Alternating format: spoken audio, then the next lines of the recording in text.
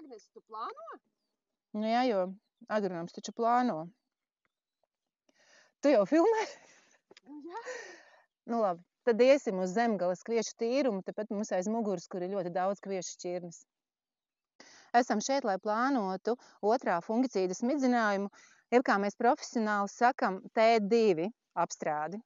Vairums kviešu šķirņu šobrīd ir redzama otrā lapa, nākošā tātad būs karoglapa, un kad tā būs pilnībā attīstījusies, tas ir vispiemērotākais brīdis otrā fungicīda apstrādei, jo karoglapa ir galvenā auga daļa, ar kuras palīdzību tiek saražota lielākā ražas masa. Varbūt ne? Ir. Karoglapa ir galvenā auga daļa. Kādas slimības šobrīd ir un kāda ir to intensitāte, to dosimies noskaidrot.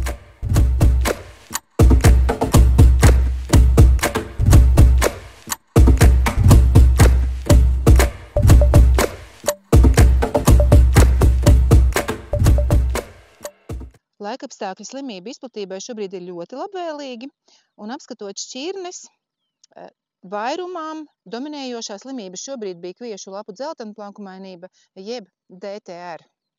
Ir arī redzama septorioze. No agra pavasara var arī redzēt sakņu pamatnes slimību atsveida plankumainību šeit, patogēnus. Un sabiezinātos sējumos, kur šķirnes ir ieņēmīgākas, pret miltrasu ir arī miltrasa. Un mums ir labi risinājumi, ko piedāvāt ar fungicīdiem. Tātad dzeltenplankumainības ierobežošanai mūsu fungicīds Ascraix Pro vēl joprojām ir nepārspēts līderis tirgū. Tātad šī fungicīda vieta ir tieši, kur ir liela dzeltenplankumainības izplatība, kur ir kvieši aiz kviešiem, vai kur arī ir liels ražas potenciāls. Ierobežos noteikti arī rūsas, arī būs laba efektivitāte uz pelēkplankumainību, kā arī, ja šķirnes būs ļoti ieņēmīgas un liksies, kad ir problēma arī ar miltrasu, Ascraix Pro tiks galā arī ar miltrasu. Savukārt ziemas kviešu sējumi, kuri seko pēc tā saucamajiem labajiem priekšaugiem, kā tauriņzieži vai rapši, tur ļoti laba aizsardzība tiks sniegta lietojot fungicīdu Variano X Pro.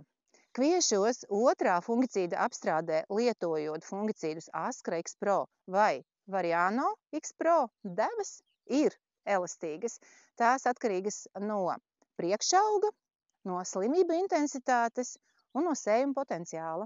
Savukārt, ja sākotnēji jau esat nolēmis, ka kviešos iesiet tikai ar vienu fungicīdu, tad piemērotākais apstrādes laiks būtu, kad ir attīstījusies pilna karoglapa, un deva tad gan būtu optimāli pilna. Un noslēgumā novēlu jums ļoti veiksmīgu un ienesīgu sezonu. Un, ja rodas jautājumi, zvaniet, mūsu agronomi atbildēs.